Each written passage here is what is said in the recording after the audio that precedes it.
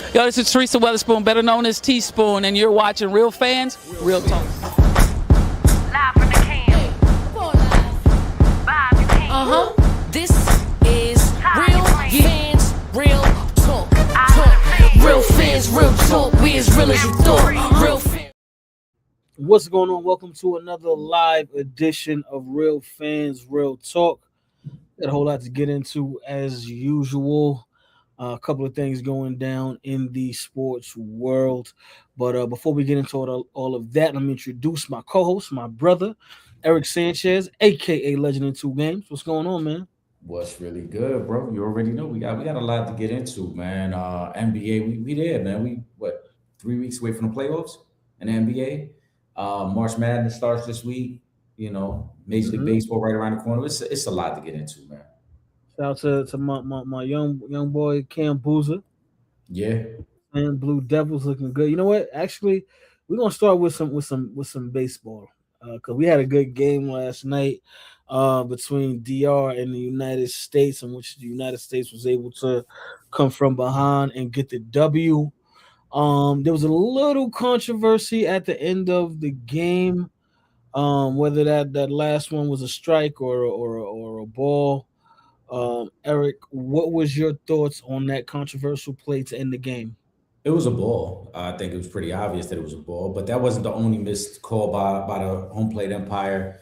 There was one during the Soto at bat. They also took place one, I believe it was the Gunnar Henderson at bat for Team USA, where the pitch was a little outside, but he called it a strike. Albert Pujols, the manager for DR, had complained about the home plate umpire pretty much all game. He talked about it early. So it was a bad call. It was not a strike, but I don't feel that's the reason why DR lost, though.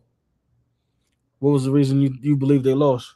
I think DR shot themselves in the foot with some bad base running. Tatis getting thrown out at third right before Soto was about to come up. Remember, at that point in the game, it's the third inning. DR's already up 1-0. They would have had first and second for Soto. He gets thrown out. Amazing throw by Judge, by the way. We got to give him credit. Judge had a great defensive game, even though he didn't really produce anything offensively. Granted, he got robbed of a home run, but defensively, he made two great plays. The first one was that throwing out Tatis.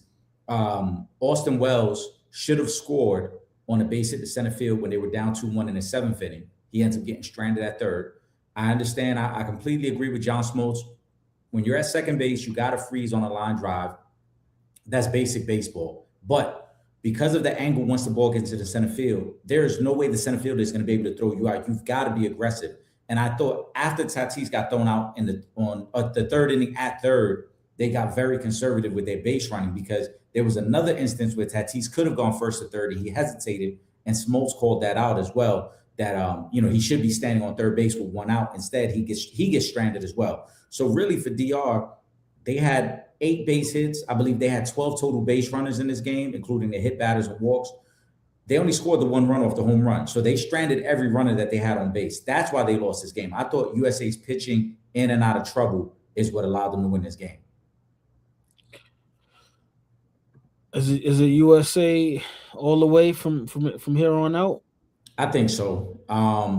No disrespect to the other side, obviously with Venezuela and Italy, who are both kind of on a Cinderella run. But yesterday we saw the two best teams.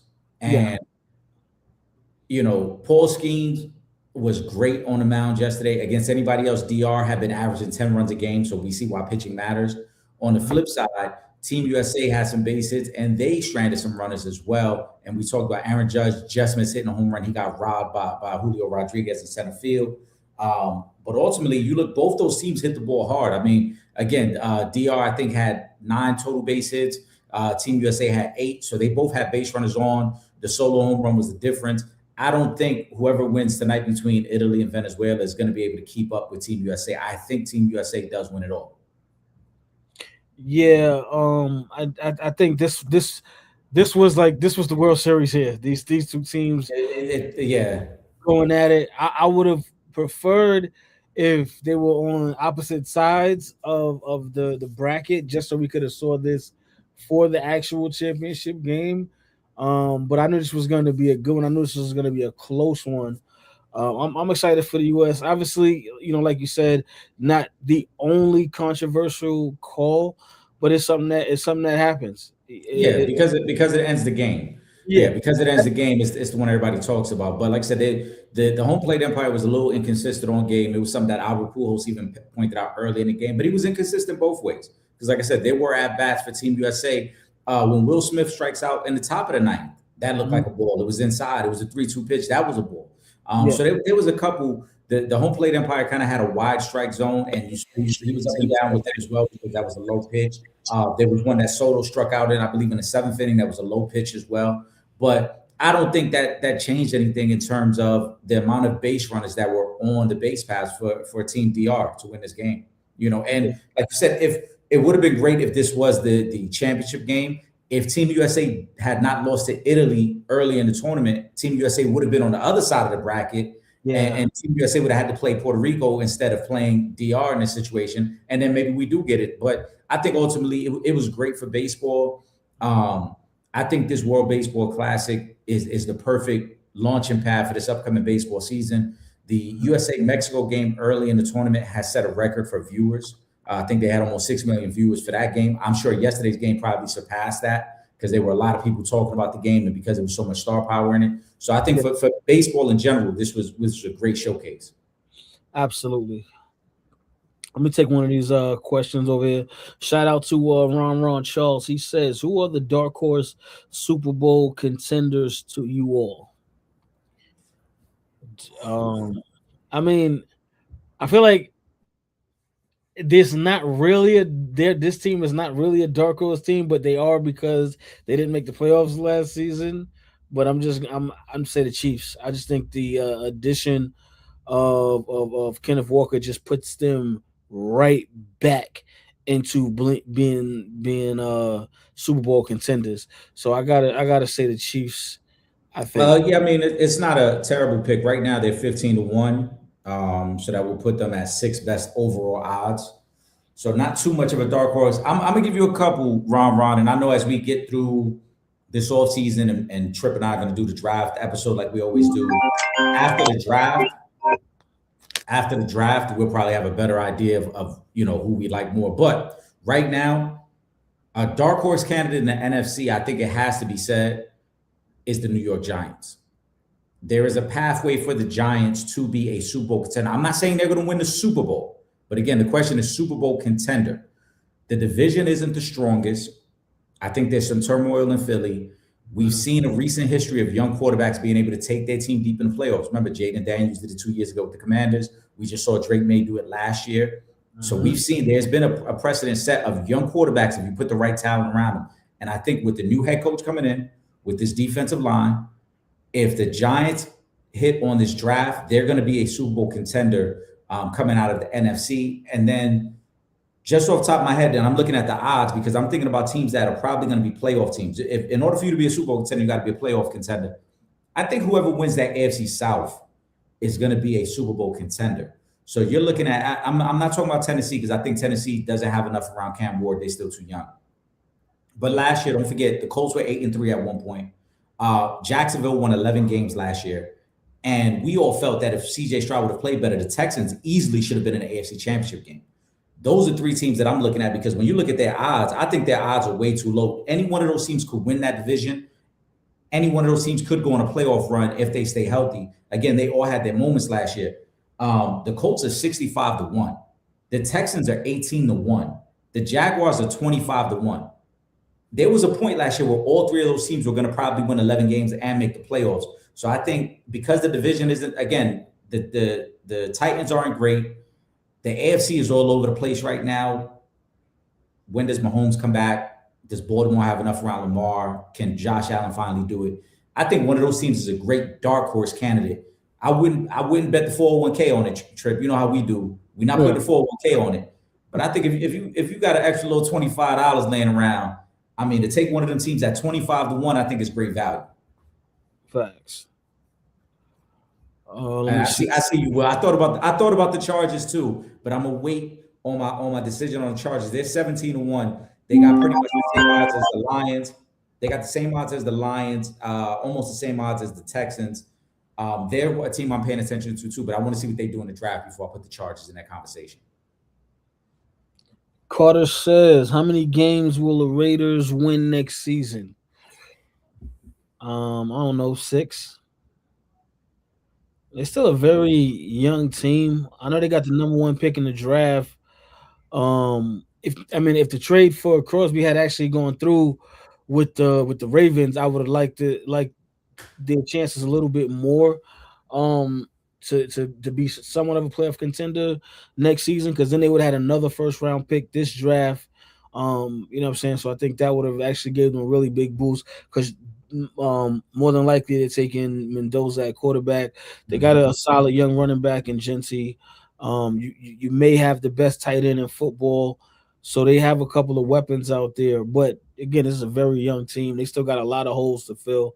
So I would say the max 6 games. I'm probably gonna stay in the range of 4 to 5 games, but I think it's one because, like you said, they're still very young. Even with you bring in Mendoza, Genty, Bowers, you got some weapons offensively. I think they've done a great job with their defense.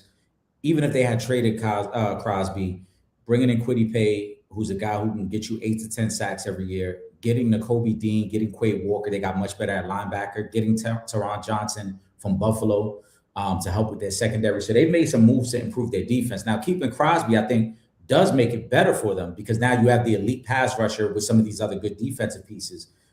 Whether they decide to trade him, we've got to see how that plays out. But I'm going to say 4 to 5 because the division is still tough. Denver and Chargers are both playoff teams. We expect Kansas City to be a playoff team, which means I don't think the Raiders win many games within their division. Maybe they win one, maybe they catch somebody off guard. So outside of division, they're going to have to get really hot and play some good ball. But when you look at some of the other teams, even some of the fourth place teams they're going to have to play in the AFC, it's not an easy schedule for them. So I think 4 to 5, maybe 6. 6 may be their max. I'm going to say 4 to 5 though, because I just think they're going to really struggle within their division. Let me go to Bills offseason grades so far. I'll say B. I do like the DJ Moore pickup. I feel like he still does have some left in the tank. I know he had a down year last year with Chicago. But that could be, for multiple reasons. But I think for Buffalo and Josh Allen having him, I think he could get a nice revival this season when you have an MVP quarterback, behind center throwing you the football. I like the Bradley Chubb pickup. I think he's going to be a nice boost for the defensive line. And the CJ Gardner Johnson, he'll be a boost for their secondary. So I would say a B. I think that's a fair grade. I want to see what they do in the draft to fill out this roster. Bradley Chubb is a good pickup. I just hate that they continue to go down this pathway of getting veteran defensive linemen.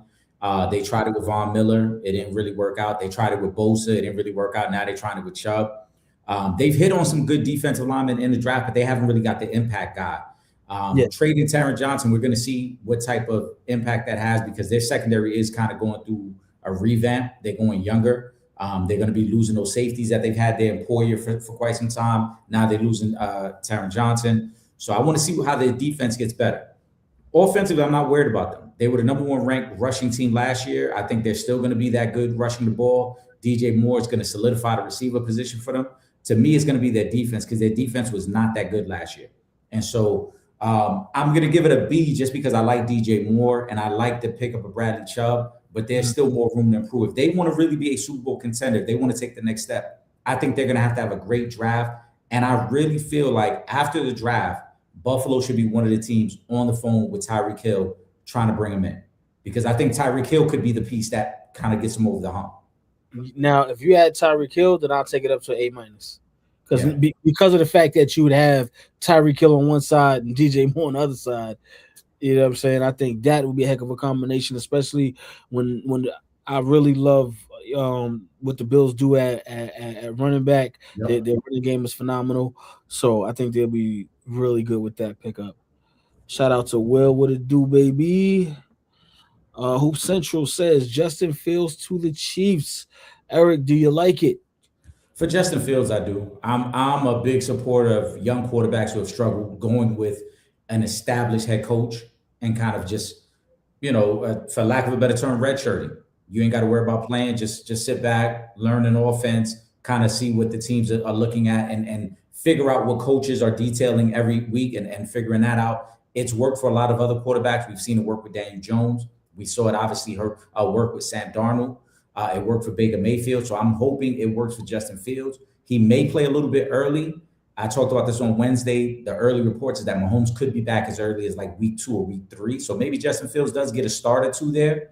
But more importantly, learn from Mahomes, learn from Andy Reid, kind of get yourself settled as a quarterback. And I would say even stay there 2 years, really, and learn as much as you can, soak up as much game as you can before you try to find another place to go. Yeah, I think this is going to be really good for Justin Fields because of the fact that you get a chance to learn from not only one of the greatest coaching minds of all time, but you get to study a quarterback who we have on the Mount Rushmore pretty much right now in Patrick Mahomes. Like you can't get a better combination of QB and coach that you'll be learning for. Obviously, he won't get too much playing time, which is fine. You know what I'm saying? Rest up. You got a lot of years left. You know, we've seen in recent years the resurgence of guys like Geno Smith, Sam Darnold, you know what I'm saying? Guys like that. So, why not study and learn under the best? And then, eventually you'll move on and you'll go someplace else. Yeah. We'll talk about the charge. Oh yeah, that was for that. Yeah.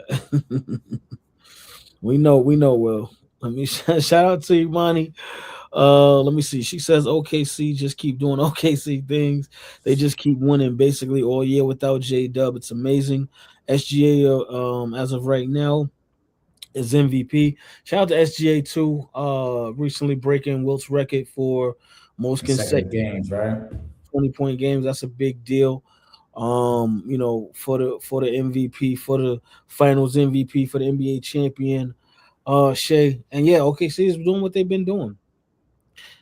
And we knew they were going to do this. OKC is defending champions, but they're also a very young team, one of the younger teams in the league.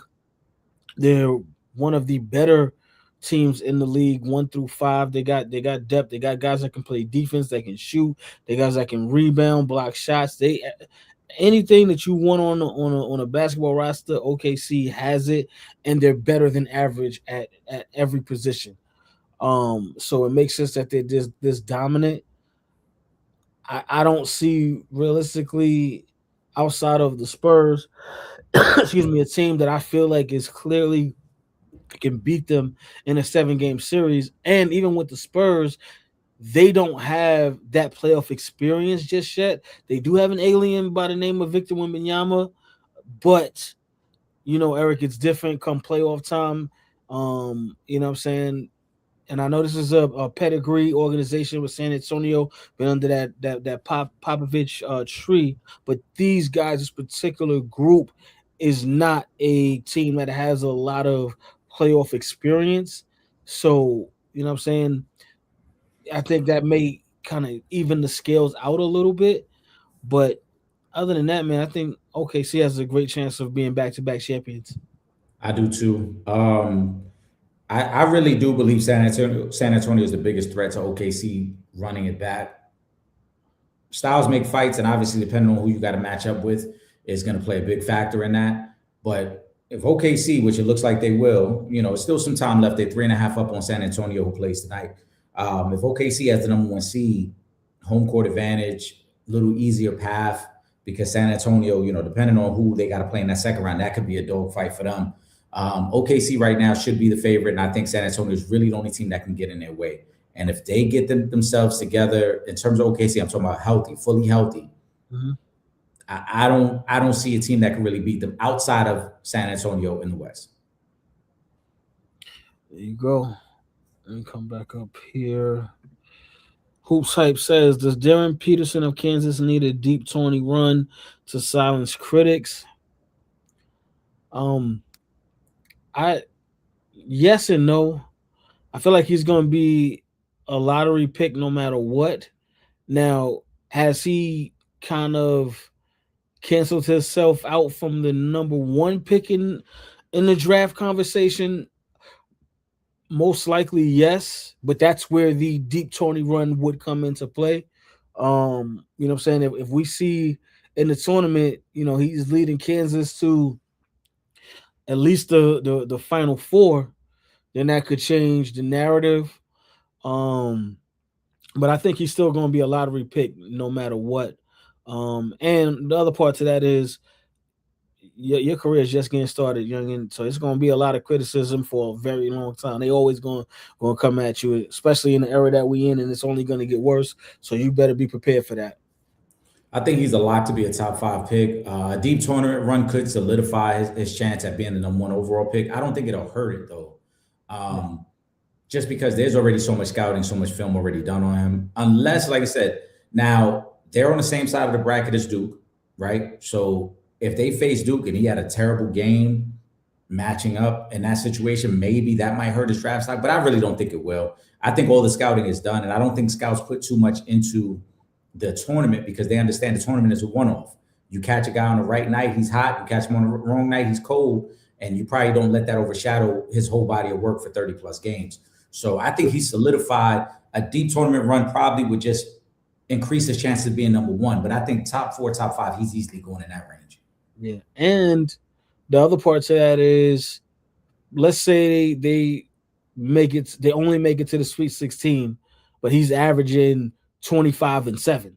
You know what I mean? So your team could still lose, but he's an individual, you know what I'm saying? He still could be putting up crazy numbers on their run too. So I think the one thing scouts and teams are going to be paying attention to is he on this minutes restriction, right? Because all year they've done it and it's been okay. It's no big deal. It's something that Kansas has kind of openly said they knew they were going to have to do. But now that it's tournament time, if he's not willing to go all out to win, that could affect the way teams look at him from a winner's perspective, right? Yeah. This is your opportunity now to ball out, and it only takes 6 games to win it all. You 6 wins and you win the whole thing. And if you put yourself on a minutes restriction or you taking yourself out the games, that could hurt the way teams look at you. But other than that, I think he should be fine.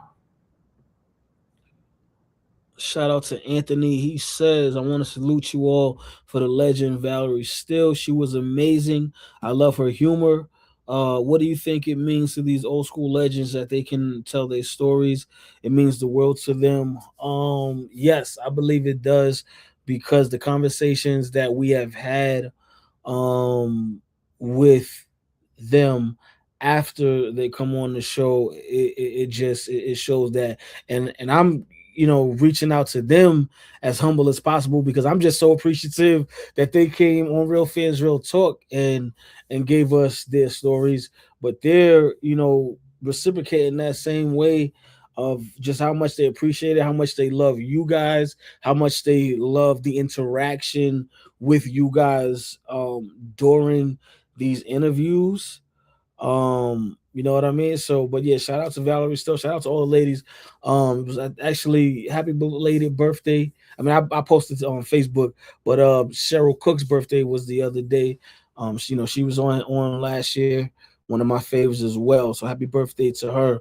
But yeah, shout out to all the legends that have come and that will continue to come on Real Fans Real Talk. That's a fact. I think we're grateful to have the opportunity to speak with Valerie and all the legends and hear their stories and hear their perspectives on the game then and the game now, because I know that's one of the things I prioritize. I always talk about the differences. Yep. But I also think for the legends, it's an opportunity that they get to see that they're not forgotten. Too often we get caught up in the here and now, and we forget the ones that paved the way for us to get to here and now. And so as Valerie has detailed, the struggles of the women's game and what it took to be able to play professionally overseas, like a lot of that gets overlooked. A lot of that gets forgotten, the sacrifices that were made as a mom, as a wife. And so for her to be able to tell the story, she knows that she's not forgotten and she's still very much relevant and very much loved out here. Absolutely.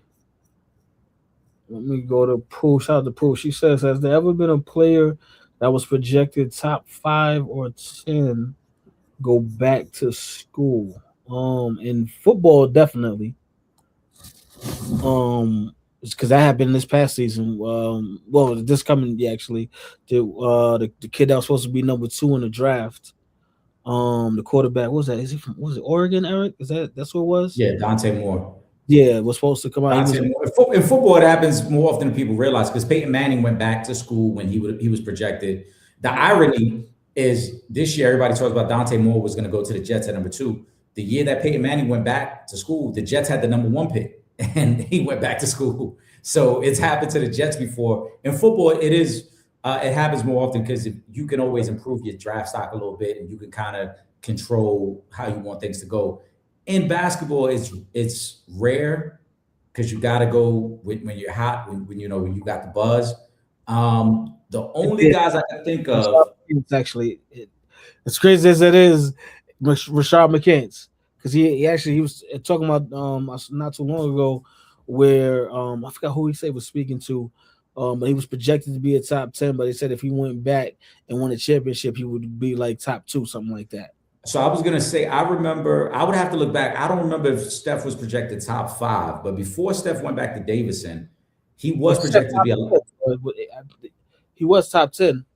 Yeah. I think he was top 10. I don't remember if he was top 5, but I'm saying in terms of when he was going to get drafted, he went back to Davidson that year to purely be a point guard to work on his ball handling skills, pause, and be, a better or more complete player. So I remember that. Tim did go back to school. Outside of them, I can't really remember because again, it's tough. Once you got the buzz, you got to go. Yeah, it's rare in the NBA. You know who? And we would have to look back to see where he was projected to go in the draft. But that year that Noah and Al Horford was in Florida and they won the first championship, Noah went back so they could repeat. Noah was projected to be, I believe, a top 10 pick. Okay. And he went back so they could try to win another championship, which they did. They went back to back. Yeah. But I remember that because Noah was projected to be a top 10 pick that year. And Corey Brewer was on that team, I believe.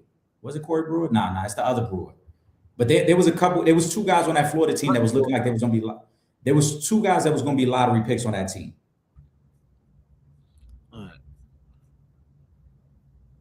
Let me go to Dion Hoop's page. He says, I know BYU's AJ DeBanster is considered by most number 1, but to me, the best player in college is Darius Acuff Jr. Mm-hmm. This dude is legit, and you pass on him, it will be a mistake.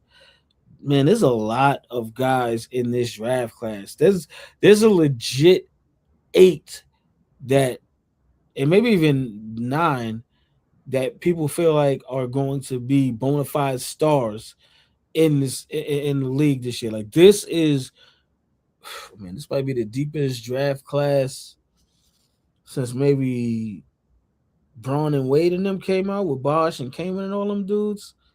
There's been some other deep draft classes since then, though. This is a deep draft class. I mean, last year's draft class was deep.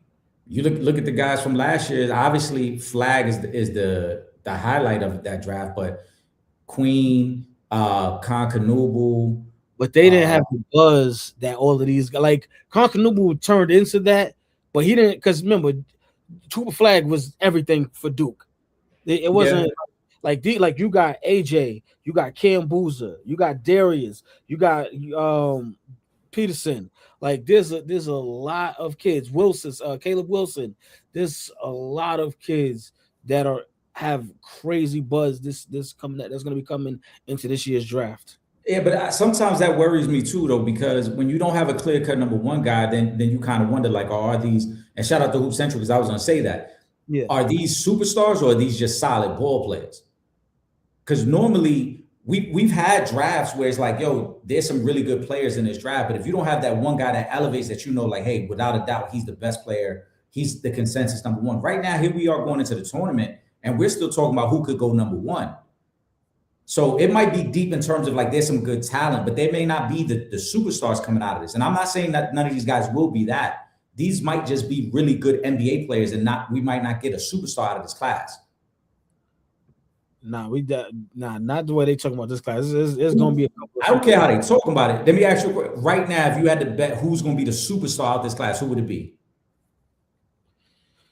AJ. You think AJ without a doubt is a superstar? I think he is. I think Cam Boozer is going to be a superstar. I think Cam Boozer is going to be about fit. Where can he fit? Because I don't think Cam Boozer fits with every team. He's one of those guys that his skill set is really odd because he's not super explosive as a big, but he's not a traditional big either. If he lands in the right spot, it could work. If he lands in a spot where it's a little choppy, like if he lands, I'm be honest, if he lands with the Pacers, I don't think it could work with him in the Pacers because they already got Pascal Siakam there. Then they would kind of be similar in well, yeah. So now I think AJ in Indiana still works. Yeah, because I think AJ can still work. That's why I say like Cam is tricky because I think his is going to be more about location. Where does he land? Like if he lands with the Pelicans, how would that work? I don't think they would take him anyway. They got Queen, they got Zion. But I'm just giving some examples of teams where the fit may not even work for Boobs. Well, I mean, so we'll see. But I think he's gonna be fine. But yeah, I don't want to see him go to Indiana. You know what? I mean, I wouldn't mind him coming to Brooklyn actually, and they can start trying to build around Kim or whichever. Brooklyn's gonna get one of these guys. So that's the Trip. You just want somebody to go to Brooklyn, so when you go to the games, you're watching somebody entertaining. The Nets had 5 first-round picks last year. Nobody knows the name of any of those guys. I know the one kid, Igor. I don't know his last name. I was about to say everybody know Igor. That's it. Everybody know Igor. That's a fact. Let me see. Will says Spurs Celtics finals is going to be exciting. Tell you one thing, this is a good chance that could be. It's a very good chance. Case, especially now that Tatum is back and it's looking like he'll be good for the playoffs. For them to make a deep playoff run. So there's a very good chance that we could see Spurs Celtics. I think once again it's gonna all come down to the seeding. I think it's a very good chance it happens. Celtics are playing great ball. I was impressed by the win they had over Cleveland about a week ago. I'm really impressed that Tatum has come back without any minutes restriction. Yeah, and so seeding is important. Like you said, right now they're game up on the Knicks for the number 2 seed. Boston would love to get the number 2 seed and make their path a little bit easier.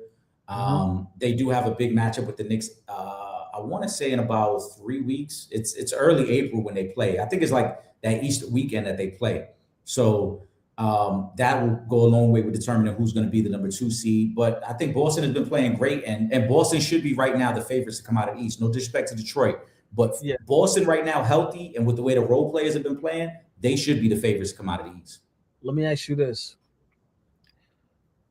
This is a 2-part question. You feel like the Spurs are a year away, or you feel like they are championship ready right now? And if they are, and if they win this season, will the Spurs be the next dynasty that we see? I don't want to call them the next dynasty because, I mean, how are we defining dynasty? How many championships? 4, 5? You got to win 3 straight. Then we haven't had a dynasty since what? Since Mike and Lakers. Sorry, since the Lakers. Yep. So we're not calling the Warriors a dynasty? No, because they didn't win 3 straight.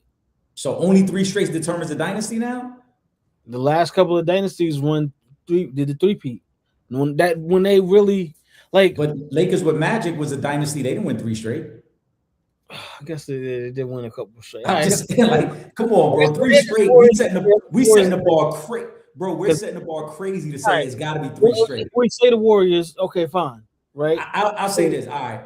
Warriors, Lakers, Shaq and Kobe Lakers. Yes, absolutely. MJ Bulls, Showtime Lakers. And those are without a doubt. And then the Bill Russell, yeah. Okay. Shout out to Dion Hoops. Yeah, to win 4 in 7 years, that's a dynasty, bro. Okay. So will the Spurs be the next? If people you got to at least win back-to-back and still be the best team in the league for me to even have the conversation about dynasty. Let's not even get that far ahead because we're talking about a team. Excuse me. They have that potential, but OKC has that potential. I mean, the Celtics have had that potential for a couple years now. right? The Celtics, for a long time, even before they won their championship, all they did was keep getting the Eastern Conference Finals. So we knew they were a really good team. They just hadn't gotten over the hump. Now that they got a championship, if they get back this year, let's say, for example, if the Celtics were to win it this year, that would be 2 championships in 3 years for Tatum and Brown. That would be their 3rd NBA Finals appearance. We would be talking about them as a potential, like, could they be going a run to solidify a dynasty? But the Spurs have potential to win a championship. Let's start there. Is it too early, was your question? It does feel like it's a little too early, but I think there are 2 instances in NBA history, recent NBA history, that we could point to and say, hey, look, maybe the Spurs are that good. Because the Orlando Magic with Penny Hardaway and Shaq, they went that second year that Penny was there. OKC with KD, Russ, and Harden, they went that 3rd year. So there has been a track record of some young teams being able to get there very quickly. Yeah, I think the Spurs can do it. It does feel a little early, but again, styles make fights. And maybe if things break right for them, maybe they don't ever have to play OKC. Maybe somebody else does them the favor and beats OKC, and they don't even have to do that, and they get to the finals. Because I really do believe, whether it's OKC, whether it's San Antonio, or even Denver, any one of those 3 teams come out of the West, they're going to be the favorites to win it all. So if San Antonio can just come out of the West, they're going to be the favorite to win it all. And in terms of dynasty talk, let's save that till they get at least 2 championships in the building. And here's why I asked the question, right? Because if you feel like the Spurs are a year away, but they win this year, and you can make the case that Wemby is the best player in basketball right now, they're going to be a difficult team to beat once they have it figured out. Yeah, but we do this pretty often where a team wins and we automatically project they're going to keep winning. So many things happen year in, year out. When Denver won, we thought, all right, Denver might be on the cusp of something, and then they lose the next year to Anthony Edwards and them in the playoffs. Boston last year, we thought they were the clear favorites to win, right? Now, I know Tatum hurt against the Knicks, but they were still down 3-1 against the Knicks in that second round. Right. So there's my point is, there's so much basketball to be played that winning one is great. The real challenge is when you're no longer the upstart, you're not the cute young team anymore. Now everybody's hunting you. And that's what OKC is figuring out this year. Think about how quickly OKC started this year. We wondered, like, damn, are they even going to lose 10 games this year? They smoking everybody. And then you're no longer the cute young team. You're not getting all the calls like you used to get. Now people are rooting against you. And every night a team wakes up ready to play you and try to beat you and embarrass you. And so that's the position that OKC is in right now. If OKC can get through that and win, it speaks to their championship character. I think the Spurs are truly a future championship team. I think they got the opportunity to win it all very soon. If not this year, maybe next year is their time. But once you win one, that's when the real challenge starts, because a lot of great players have won one. A lot of great players don't have 2, 3, and 4 championships. And it goes back to one of the questions I heard on Wednesday when somebody talked about Joker's all-time plays in history. And they said, could Joker be a top 10 player? I'm like, well, maybe the resume might get there. But if you look at all the top 10 players, you got to win 2 or more championships. One championship doesn't just get you in the top 10 conversation. So I think we getting way ahead of ourselves to automatically assume just because they win one, they're going to win multiple. Yeah. Pooh says your boy Vern called it about Wemby about a year and a half ago. Salute to Vern.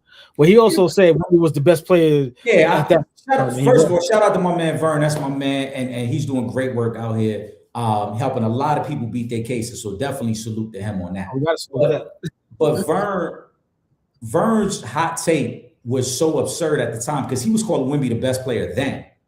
He was way ahead of schedule. And I think that we all agreed that Wemby had the potential, because I even said then Wemby is going to be a great player if he can stay healthy. Let's not pretend that Wemby's first and second year were an injury play. Let's not pretend that it still was a lot of growth to his game. And now we're seeing the results of the work and the growth. I also think that what we're seeing from Wemby is a result of what we saw from the Olympics. A lot of times we see guys who play in the Olympics and their game grows because now they understand what it takes to play at that physical nature and the intensity of those games. I think he's been better since then. So Vern has loved Wemby from early on, but Vern was way ahead in terms of trying to call him the best player. He had not proven anything yet to say he's the best player. Yeah. Shout out to Squeezy. He says, how do y'all grade Eric's light-skinned twins return so far? But low-key, DeJounte Murray of the Pelicans has come back from the Achilles, and he's balling too. Yes. I mean, the only problem is he plays for the Pelicans, Yeah. and they're just not going to do much of anything. But unfortunately, guys get stuck on bad teams, and that's you know part of life. I've always liked DeJounte Murray. I wish he would have came to the Knicks instead of Atlanta a couple of years ago when the Spurs traded him. Always been a fan of his game. Just unfortunately, he's in a situation in New Orleans where I just don't think that franchise has any intention of winning or knows how to win. In terms of Tatum, I've been surprised by the fact that there's no minutes restriction. I've been surprised that he's played as confidently as he has. A lot of times, guys come back from this injuries, they seem a little hesitant, they seem a little slow. He hasn't.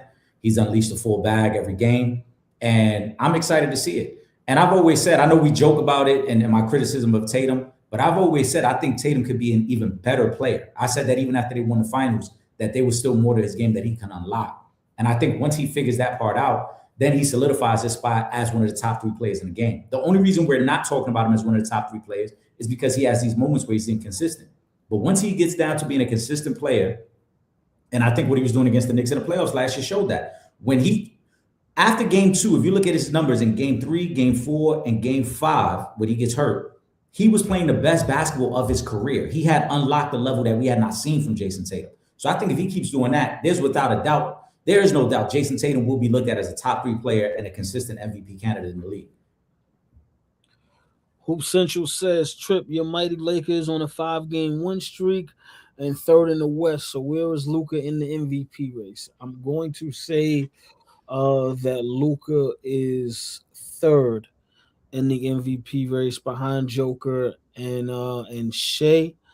Obviously, one being the Lakers being in third place right now, but also Luka is leading the league in scoring right now at I think 32 and a half. He's third in assists.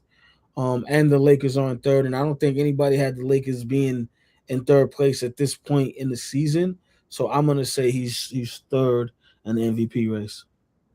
I think that's a little high, but we understand you biased to the Lakers, Trip. It's okay. We know that you have this contract that's attached to LeBron. Shout out to, I also want to say this.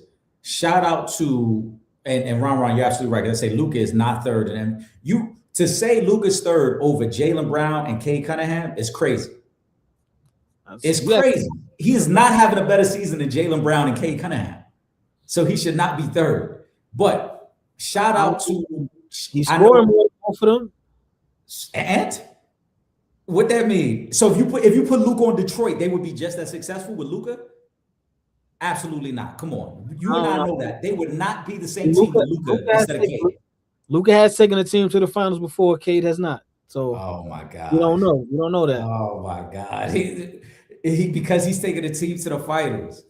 So and Luka, Cade's averaging like 24. Luka's averaging 32. I'm a fan of Luka. But I've said several times right here. First of all, Luka's not better than Shea because he does not impact the game on both sides of the court. And Shea's better off the ball than Luka. And he right now, to me, he is not having a better season than Cade Cunningham. You cannot, if you swap them two and you said, Luka, go to Detroit with those young guys and without a clear number 2 guy and have to play defense to help our team, Luka would not thrive in that situation the way Cade Cunningham is. Cade Cunningham should be in that conversation as a top 3 MVP candidate, and I think Jaylen Brown should be ahead of Luka as well. So I think those would be higher in the West than they are if Cade was there instead of Luka. I think so. I don't know. I think if you put Cade with Reeves, with Braun, with DeAndre Ayton, yes, because all the same rim runs that he's getting for Jalen Durant, he would get for DeAndre Ayton. And Cade Cunningham is a better defensive player too. I think Cade's got to be in the conversation. Make those plays too, though. So on his end, if you put Cade, I'm telling you, put Cade there. I think his mindset and his ability to defend will help that team so much more. As much as I love Luka, there's one main issue I have with Luka game, and he is too ball dominant. He's a high usage guy. He impacts the game only when the ball is in his hands. It's no different than James Harden. When he has to play off the ball, he is not an impact player. Say that again? Who also has an MVP? Yeah, okay. He wouldn't win an MVP this year. Well, James Harden, no. All right, then. So that's irrelevant. He wouldn't win an MVP this year. James Harden averaging 35. Steve Nash got 2 MVPs then. What does it mean? Yeah, Steve Nash was averaging a double-double. Steve Nash would not win an MVP. He shouldn't have won those. He wouldn't win an MVP now. Just because somebody won an MVP in the previous year has nothing to do with who should win it this year. To me, Luka would be fifth in the conversation. That Luka will be fifth in the MVP. MVP conversation, fifth. And I'm surprised and I'm disappointed. Maybe the comment section, they don't want to bring this up. Shout out to LeBron James for again finding a reason to pat himself on the back. He made the NBA put a patch on his jersey that said most field goals made. It's the craziest situation ever. I just had to stop myself from cursing right here, Trip, because I just cannot believe with a straight face LeBron said, yeah, this is cool right here. You got a patch that says most field goals made. If that's not the epitome of just celebrate everything I do. Celebrate everything I do in life. Everything. Please. Listen, see, next year he's gonna wear a patch that says I got my son drafted into the NBA. Just everything I do. Just know that you brought LeBron into the show today. Just know it was on you today. I had to because I waited for the comments. I waited 45 seconds. I'm just saying, just know it's on you today. If they start, it's on you today. I waited 45 minutes for the comment section to bring it up because I'm like, yo, I'm surprised y'all let this go by. Nobody said nothing yet. They was trying to hold it down for 1 week. Hoops Nation says Cam Boozer of Duke is just a winner. He don't wow you with crazy athletic ability, but he is hard to stop, and he can shoot the three ball. He almost a more skilled version of his. I was actually gonna say the same thing. More skilled version of his pops. Just Jesus. Skinny dude Isaiah Evans is an NBA player too. I'm sorry if I had to stop reading that comment because that was crazy. But yeah, no, Cam Boozer is the truth, man. Like that's why I said I think he is gonna be really good in the NBA. And he's, I think Duke might be on their way to winning the national championship this year too. It's possible. I don't take this as a slight, but Cam Boozer, I do think he has a really good game. I wonder how his athleticism or lack of athleticism will translate to the next level. He could be, and this is a good play I'm gonna compare him to. This is somebody who had a solid NBA career, was just never a star. Cam Boozer could be a mix between a David West and an Al Horford, where a guy who super reliable, can knock down an open shot. David West at his best. You look back at the Pelican years when they were the Hornets / Pelicans at the time with Chris Paul. He was consistently averaging 17, 18 a night, 9 boards. He was an all-star. Yeah. So he was an all-star. He was reliable. And maybe Al Horford might be his ceiling as a guy who just has the longevity and can score and all those things. And I don't mean that as a knock. I just mean because he's not super athletic, he is going to rely on those traits that Hoop Nation talked about. Somebody who can knock down a shot, who's a high IQ basketball player, and is always going to be a winning basketball player. Is he going to be ESPN top 10 every night? Hell no. But you're going to look at the box score, and every night he's going to be somewhere around 18 and 9, and you're going to love his game.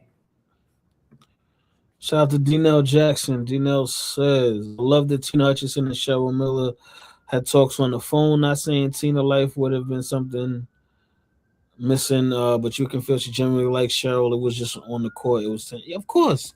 That's how it is. When you're on the court, what I'm saying, it's going to war. Like, yo, you going at it. I want to show you I'm the best. You trying to show me you the best, and this team is trying to show that they the best, and my team is trying to show that they the best. So, yeah, but after that, you know what I'm saying? You talking about these women are what? 50 years removed from their playing days. What I'm saying? At this point, why can't we sit back, have a conversation, as grown adults, reminisce, talk about the good times, the bad times, the tough matchups, everything. Why not? I love that for them. I do too. And you got to remember the competitive spirit, at that time when they're both young and Tina was a high ranked woman coming out of Chicago at the time. And Cheryl obviously had all the praise, and she's playing in her home state. You're a competitor. You want to see how you measure up against somebody. So that's no different than what we see in the men's game all the time. I think it's great for the game, and I think it's great that all these years later they can reflect back and enjoy a conversation and understand that it was never anything personal. It was just the competitive spirit. Yeah. Lakers versus Rockets tonight. Who y'all got? And they play Wednesday, both games in Houston. I think they split. I think Lakers win one of these two, and Houston wins one of these two. Tonight they're in Houston. I like the way the Lakers have been playing. I want to see how their zone defense is going to work against the Rockets. So I'm going to pick the Lakers tonight. Houston has a major issue getting into their offense. We talked about it all year. The Van Fleet injury is really starting to catch up to them at this point. And so I think the Lakers' zone defense is going to give them a little bit of trouble. They're going to need Reed Shepard and Jabari Smith to knock down some shots to really be able to crack that zone. This is something, Eric, that we spoke about early on in the season, how much the loss of Fred VanVleet to affect Houston. And I was even, at that point, we were talking about how it was going to affect them in the playoffs, but we've been seeing how it's affected them regular season as well. But yeah, that's why I think they split these 2 games though. Hold on. Lana says she's talking NBA. Oh, okay, that was from the question earlier. Magic Johnson could have went back to MSU to win a title. Yeah, Magic could have won, but he was only using that as leverage to get the contract that he wanted. I don't think Magic was really trying to go back to school. I think he just wanted to get the money he wanted from LA. Well, to be fair, though, we got to keep in mind at that time, most underclassmen didn't come out in the draft. You went back. There wasn't this rush of like, 1 year and you're done. Even if you look at Jordan and UNC, Jordan and in the modern NBA, after Jordan hits the game-winning shot in the championship game, Jordan would have entered the draft. Yeah, he would have entered the draft. His stock would have never been higher. Instead, Jordan went back for 2 more years. So I think the Magic, Bird era, those guys, it's tough to compare it. We didn't really start seeing the young guys leave until we got into the high school range of guys jumping to the league. And then that's when it got tricky with, should I go back? Should I leave? So Magic, I think, is not a fair comparison.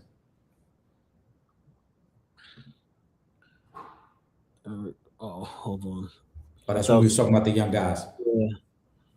Warriors of Dynasty. Let me see. Hold on. Okay, hold on. Let me come. Okay, here we go. All right. Okay, last week Max Kellerman says on Rich Paul, Jordan hater, he said Jordan could average 40-point triple-double in today's NBA in his prime. I agree on 40 points, but not a triple-double. I think he could average 8 assists, but he won't get 10 rebounds a game. Yeah, I don't think Jordan is averaging no 40-point triple-double, and that's a lot. I don't think, because what's the closest Jordan's ever come to averaging 10 rebounds in a season? I said, 10 assists for that matter. Yeah, he's not averaging a triple-double, and I love Mike. Now, the 40 points, I think the 40 is easy. Yeah, I think the 40 is easy. Yeah.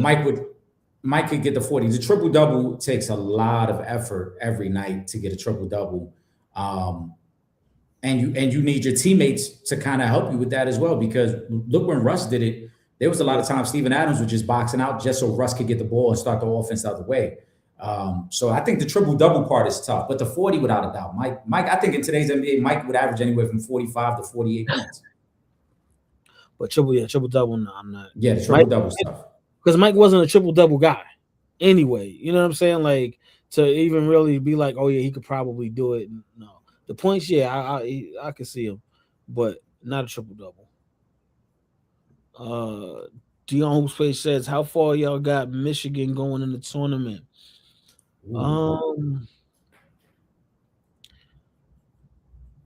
I would say somewhere between. I say they can make. I think they can make it to the Elite 8. I think I'll give them that. I had. Let me go back and see why I had coming out that bracket, because I don't have them coming out. They are in the Midwest, and who I had coming out of that bracket. Hold on.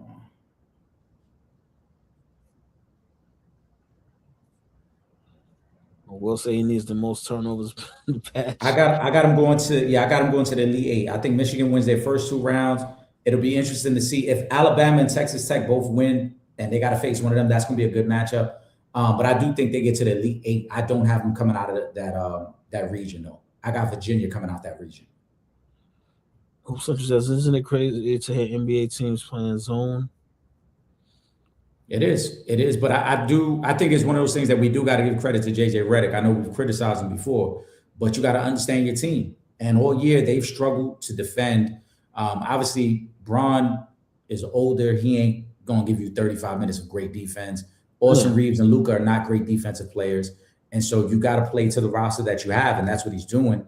And I also think, they've gotten great minutes from Marcus Smart recently. And if that's going to continue, Marcus Smart could be an X factor for this team because we know he's a solid individual defender. And if he's able to knock down a couple corner threes, he can give you some great value there. But I think JJ going to the zone and understanding this is what works best fit for my roster is you got to tip your hat to him. No, that's a fact. Hold on, let me see. Oh yeah, Will say he needs the most turnovers patch. Yeah, and the most field goals made. just in case if y'all didn't know that. Let me go to this next comment. Maybe one of y'all can look it up. In 87, Jordan averaged 32, 8 and 8. It was I look back. I remember that was the year that everybody talked about when he played point guard for a little bit. It was 32, 8 and 8 that year. Yeah, but that still ain't a 40-point triple double though. Like that's the most. I don't like. That's gonna be difficult to do. Plus, I mean, you got that's the rebound one that's really gonna kill you. Realistically, is the one that's gonna kill him because it's difficult to average double figure at the guard position. That's why we've only seen, Russell Westbrook realistically, do it. And obviously Oscar Robertson, but he was also like 6'9" too. So the next two questions, you can put them together. You can combine those. Hold on. Wait, he only 2 assists and 2 rebounds off. Why not? Because he's only done that once in his career, and that was because he was playing point that year. I don't think he's doing it. I don't think he's averaging more than that. Like if he had a consistent, at least 4 or 5 times in his career where he averaged 8 and 8, I might be like, all right, maybe he could do it. But it's not as easy as you would think. And just because Michael Jordan is the GOAT does not mean he can just do anything. I just think that you're going to get one or the other. If you're going to get the triple-double, the effort and the energy it takes to get the triple-double, because remember, you're going to have to there's going to be times where you're just going to focus on getting your teammates involved so you can get those assists. Yeah. So if you get the triple-double, I don't know if you can get the 40 points. If we're using that 87, 88 season as the outlier, and even then, he's 2 rebounds and 2 assists off, but he's 8 points off of going for 40. Yeah. You know what I'm saying? So there's more energy that has to be put into getting the rebounds and getting assists for your teammates. So if you told me, hey, could Mike average a triple-double? Yeah, he could average a triple-double. But if you're saying a 40-point triple-double, then I think, no, it's one or the other. Either you're going to put the energy into being able to score the 40, or you're going to put the energy into getting the triple-double. Yeah, but it ain't going to be both. Yeah, I think getting both would be way too tough. Eric, let's get ready to jump into the final. Hold on, we just got another question. Hold on. Hope Central said, I think because Pippen was there running the show, and we ain't saying he can do anything. I'm guessing Pippen wasn't Pippen yet to Jordan. No, Pippen wasn't Pippen yet. I think at that time, Pippen may have been a rookie who was averaging about 9 points a game. Pippen wasn't a focal point of the offense. Also, I think that was the year before Phil Jackson took over, so they weren't running the triangle. That was Doug Collins, who was kind of letting Mike run the show. That was something that I know they talked about in The Last Dance, where the difference between Doug Collins and Phil Jackson was Doug was giving Mike pretty much the ball at the top of the key and letting him go to work. Phil brought in the offense, the triangle, to kind of get the ball out of his hands and make it a little easier for him to get to spots. Yeah. First and foremost, shout out to all the supporters. We greatly appreciate them. And the comment section was buzzing.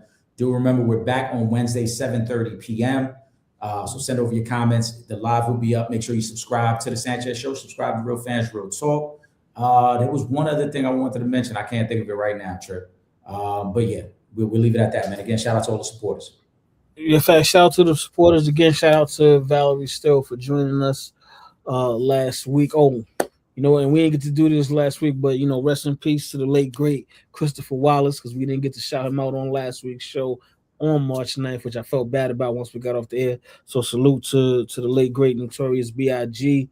Also, you know what? I know that Bam's been getting a lot of flack from a lot of places this week, but I still want to shout out Bam. 83 points is still 83 points. Like, you got to make those baskets at the end of the day, and he made them. So I got to show Bam some love. Shout out to Bam, man. I know we talked about it on Wednesday, and as Will and I said, we like Bam. There were some other things about that night that I wasn't a fan of. Yeah, no, and I agree. The only reason I'm saying is because, like, yo, at the end of the day, the man still put the ball in the basket for 83 points, however you slice it. You know what I'm saying? So I just want to, and I know everybody been getting that Bam, and you know what I'm saying? So just want to show him some love. It's still 83, man. It is what it is. Make sure you guys are following us on all our social media, Instagram, Twitter, @Real Fan Talk. Of course, Facebook.com/Real Fans Real Talk, and then you see the YouTube channel, youtube.com/For the Fans Productions. If you're not in the New York City area and you can't watch us on Verizon 43 on Thursday nights from 8 to 9 p.m., just go to the website, realfansrealtalk.com, and you can watch from anywhere in the world. Just click that red button on the homepage. And make sure you subscribe to both the Sanchez Show and the Real Fans Real Talk podcast. Two of the best podcasts out there. With that being said, for myself, Trip Young, my brother Eric Sanchez, aka Legend in 2 Games, we up out of here. Peace. See y'all on Wednesday, man. This is Deion Grant from the New York Giants, Super Bowl champ, and you're watching Real Fans Real Talk. Live from the can. Vibe the can. This is Real Fans Real Talk. Real Fans Real Talk. We as real as you thought. Real